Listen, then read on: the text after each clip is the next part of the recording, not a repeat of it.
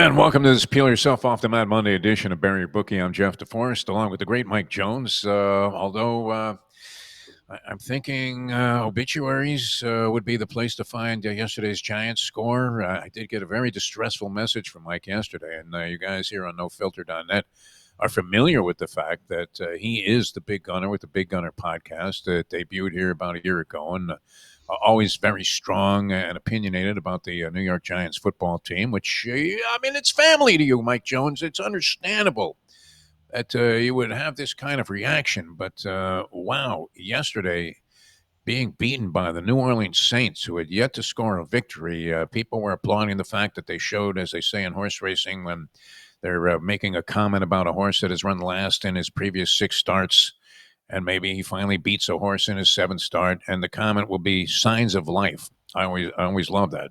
There might have been some signs of life for the New Orleans Saints, but they weren't the kind of vital signs that you're usually looking for them to display, where you're thinking your team is going to be the first one that they lose to or that they are able to defeat.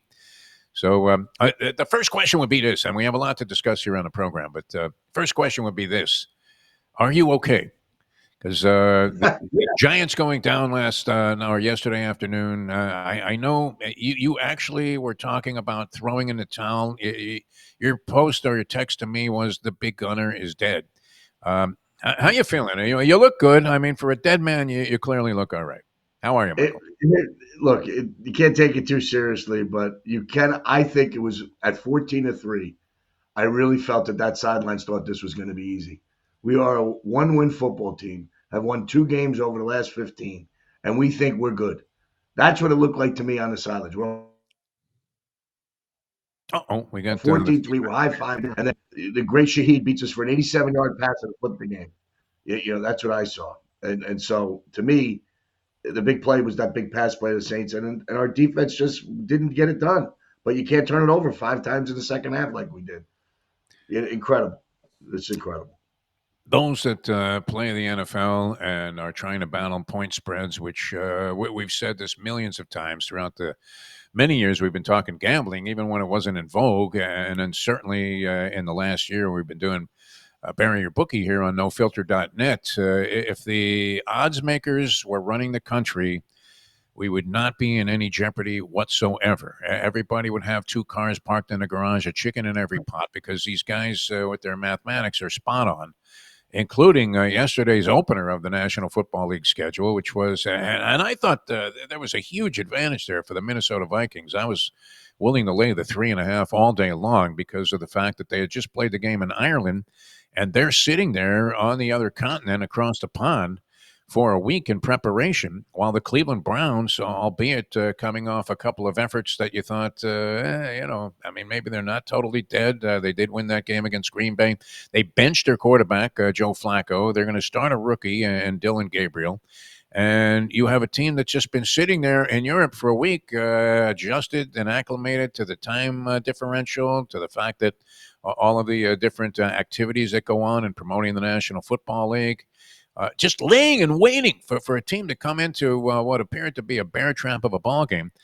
And they have to pull this out of their ass, Mike Jones, in the end game. And they eventually do cover the point spread, which shows you that it is called gambling and not winning necessarily.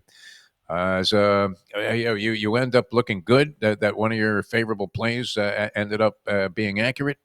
But, wow, I mean, this is not for the faint of heart. You were in Vegas for many years. This gambling is not for the faint of heart at all. And that was kind of a miracle cover there by the Minnesota Vikings. And a miracle they actually won the ballgame. Yeah. There you are. Okay. Again, Stefanski handed you the cover. That's what I saw. You can't call timeouts on defense when you know you're sitting in a tie game. You give them considerably more plays. You think you're saving time, but you have a rookie quarterback. And are you going to take that guy down? Is he going to take your team down the field when he hasn't shown any ability to do so ever in 30 seconds or 25 seconds? Why not let the clock run? You use the timeouts when the clock stopped and let them force their hands to try to get a touchdown quicker. When you call timeouts, it seems like you provide more plays for the offense, therefore a better chance for them to find the end zone in that situation. And you have arguably the best wide receiver in the game, the best tool to beat you on the other side of the field than Justin Jefferson. I just don't understand what these coaches think. I think it's too much analytics, too much people. I don't think you can take this away from the players. I think coaches have a tendency to do this. And if you had the Browns yesterday, you got robbed of a cover because you should have covered the game, at least got it to overtime, and then have a possibility of getting the ball back when your quarterback has ample time, not have to rush, not have to worry about the stress of that moment. So I thought that's where these coaches sometimes overplay their hands by allowing it to get by you trying to save time on the clock. I think there are times you can do that, but I don't think yesterday was the time. Yeah, it was such ugliness. If you had the Browns in that ball game, it turned out favorably for me, and being right about Minnesota. And let's face it, if you're going to go on a public forum like this on nofilter.net, and we had the show on Bleacher Brothers, which you guys can catch on Wednesdays at 4 o'clock Eastern, where we do it live, and it's up there, where we are having some success. And I'm sitting there at 4-0 on that program with our selections going into tonight's game with the Kansas City Chiefs, which is another dart throw for me. I don't know how you feel about the Monday night game, Mike Jones, but Chiefs on the road against the Jaguars. Jaguars have always been somewhat enigmatic. We don't know what to make of Trevor Lawrence necessarily. They've had some interesting matchups so far. They did choke a game away to the Cincinnati Bengals. But other than that, they've showed, as we said, I mean, here we come right back to it, signs of life. And the Chiefs finally got themselves, it looked like maybe a little bit turned around in their last outing, and yet they find themselves in a vulnerable spot. Are you a believer, as we look at the Monday night game here real quickly, are you a believer that the Chiefs are on the right path and go on the road and cover, in this case, not only win the game, but cover 3 and a hook against the Jaguars? Yeah, two real words, Reed and Mahomes. You got the best coach and you have the best quarterback. I mean, how can you not be on a path? And then you see Buffalo lose. You see your team that you know a little bit the Ravens go out of it. Now what are you facing? Your Chargers down to 3. You have a possibility right now to right the ship immediately, get tied for first after an 0-2 start with a win tonight. I don't see them losing. Xavier Worthy's back. I think the offense will be a little bit more fun to get Rice back. Don't count the Chiefs out. They're going to beat you on the defensive side of the ball with Spags and their talent defensively. Really good corners, good up front, good tacklers. I'm not going to say I'll be surprised if Jacksonville wins, but I think this is a real big step up for Jacksonville on a national TV audience to let everybody see if Jacksonville's real. A win tonight, we could put Jacksonville with the Colts in the equation of a team that probably can make the playoffs and contend. Naturally, and let me tell you some of these stories. What's Yeah, that? yeah. I'm sorry. I'm listening to all these stories this morning about Dak Prescott for MVP. He's beating the Jets and the Giants and playing great. And he stole my money yesterday because I had the Jets, and I still can't believe what I bet them, and I can't believe how bad 4 substitute offensive linemen, and I am an offensive line guy, destroyed the Jets defensively. And That was an ugly loss. I was 37 against this one the Jet defense a year about for years. That's been the only thing holding the Jets back, which I think they stink. sitting with a guy that was Yeah, and so no, but the point is Daniel Jones should be the MVP. yeah. We're getting a little jumpy, in and out, intermittent Yeah, interruptions here, so it's been a little sloppy. I don't know if you want to punch out and punch back in. That might be the move to make if you can hear me, because it's been a little bit rough. I'll do it. You got Try it. that and see what happens. But yeah, the game that I was concentrating on, I'll have Mike Jones hopefully back with us comprehensible in the show. I'm not a big fan of when the show sounds like a verbal note. It looks like one, but we're trying to cover Mike has been intermittently disappearing. Not been roughly on the floor talking about this stuff. Game I was zoomed in on was the Miami Dolphins game. We're here in town. You look good here, and I think we're going to prosper, Michael. So the Dolphins are up 17-0. I'm sitting with a guy at a bar. I've been attending these Sunday games and having a good time with a bunch of people. Guy has a 4-team money line parlay. He has the Cowboys over the Jets, blowout city, so that game's in the bag. He has the Colts over the Raiders, blowout city, that game's in the bag. And his other 2 games were the Eagles over the Broncos. They were up 2 touchdowns, and the Dolphins are up 17-0 on the lowly Carolina Panthers. And you're saying to yourself, okay, this is typical of the Miami Dolphins, where they beat the life teams of the National Football League and look good in the process. Even without Tyreek Hill in the lineup, you thought impressive the way they get off to a good start. Defense gets a couple of turnovers early. First two possessions for Bryce Young. Bryce Young doesn't strike me as the kind of quarterback that's going to be equipped to rally a team back. And they end up losing the ball game in bizarre fashion as had a guy, Rico Dowdle, run for 206 yards against him. I remember when the Dolphins had a defensive coordinator named Tom Olivedani back in the days of Don Shula, and this was at a kinder, gentler time in the National Football League when these coaches, if you were a frequent observer or somebody that covered the team on a regular basis, they would actually invite you into their office and break down film with you. You had this experience probably when you had your tenure there with the Giants. And Olivedani was a super nice guy. Tom Olivedani would invite me into the office, and his famous thing was after the Dolphins had given up 370 yards on defense, was, well, you know what? If you took out that 90-yard touchdown pass and the 100-yard run that they got, we held them to 2.6 per carry. And you're saying, but you didn't. So looking at this, the guy runs for 53 and 43, and he still goes for 206 yards. Mike McDaniel, after the ball game, his observation was, well, when you get outrushed by 200 yards, it's rare that you win the game. They're going, brilliant, Mike. So how the hell did that happen? They had 3 offensive linemen out, their starters. They were missing 60% of their offensive line from a starting standpoint. We know nobody really has a lot of backup help along the offensive line because it's hard enough to find 5 good starters in there that can actually make something happen. The teams that have solid offensive lines are prospering, and you would expect that to be the case. But where does that leave you? I mean, for this guy to lose his parlay, the Broncos come back and rally and beat the Eagles, so they're no more unbeaten teams. And the Dolphins just look like a sorry lot. I mean, how do you lose that ball game up 17-0 to Carolina? And how much longer? That's always the question. How long can this keep going on, where the Dolphins spiraling into negativity now sit there at 1-4? Yeah, you just look at the running game. You got to stop the run in this league, and most teams can do it. It's hard to run on the goal line. The defensive fronts are a lot better than the offensive line, but when you have 3 offensive linemen out, I don't know if it's in their heads when they get on the field that they're going to be easier than you think. Because like the Jets had the same thing. Dallas had 4 offensive linemen out, win the game, and usually that does a telltale sign that you don't win. So good coaching on the other side of the ball, and maybe get up 17 There we got nothing, and you get full of himself. Giants up 4 below to a lowly Saints team, and so did the Dolphins up 17 nothing. Yeah. No, so it was pretty sad. All right, we still getting a little bit of freezing. We'll hopefully be able to meddle our way through it here with Mike Jones on Bury Your Bookie. And we have a lot to get to. Also, college football, I was nearly victimized by the Cristobal factor. We've been talking about this a lot. It was a marquee game, I thought, on the schedule, even though Florida State had sort of diminished that impact a little bit by losing the previous week to Virginia. Nonetheless, huge rivalry game. It was ABC. It was a night game.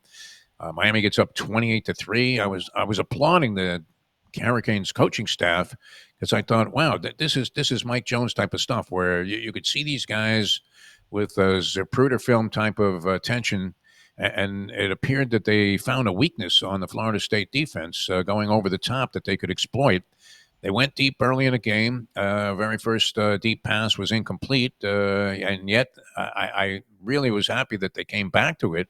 And then they started scoring almost at will over the top against the Florida State Seminole defense. They get up 28-3, and then what does Mario do? He sits on it. And they had a series of what I thought were just atrocious offensive play calls. This was the same thing that happened when he allowed the Gators to stay in that game, which they pulled off a giant surprise, maybe second only to Penn State losing. But when is that going to snake bite? I mean, this was a game you had in a bag. You're doing the math. You're thinking they need 4 scores, 4 touchdowns for you to lose to the spread, and 2-point conversions to go along with it. I guess they needed 3 and a field goal, and they nearly do it. It was absolutely disgusting to see that. Do you believe that the Cristobal factor will rear its ugly head at some point during the season? And even with what appears to be a very soft schedule the rest of the way to possibly go undefeated, that will eventually cost the Hurricanes a game. Do they belong among the elite after what we've seen, beating a Notre Dame team that was probably overrated, a Gator team that somehow came back and beat Texas, and then subsequently going on the road and beating Florida State, albeit by a margin that was far thinner than it appeared it was going to be when they were blowing them right off the face of the planet. Yeah, they've played the competition. It's just will it get them when they come to the playoff? That's when the competition is going to get pretty steep, and then we'll see if the crystal ball factor comes into play there. Would they get shellacked by Ohio State? That was the speculation on another show I was doing earlier this morning. I mean, if you put the Hurricanes in there right now, Texas steel cage match, loser leaves town. Who do you think is leaving town on that one? Well, I think there's going to be some revenge factor from a group of guys in the early 2000s that'll be at that game. It might get a team motivated for that. There'll be some matchup, and I would anticipate that's the favorite matchup going forward. The Miami Ohio State final. I think that's probably what we're saying. Miami's got the talent. If the coaching holds them back, that's one thing. Beck runs the team very well. Game manager. They let him loose a little bit early on. Maybe should have let him go again. But I think a field goal when you're up 9 with 3, the ball in the 30, you'd want to go for it, and then you leave the game open to a field goal and then a possible onside kick. So some of the things they do today just because of analytics. You want to put the game away when you want to put it away, but Cristobal's one of these guys. Let's mash you, and that's what he's going to do. And if it doesn't work, it's probably going to be his downfall. I thought it was pathetic. It's the old adage. I mean, dance with the girl you brung. You have a formula that's working that appeared to be sheer coaching genius, and you take your foot off the gas there and allow this team to get back into the ball game. Not necessarily a great omen for games that maybe are a little tighter early on, where your fourth quarter strategy is to get annihilated.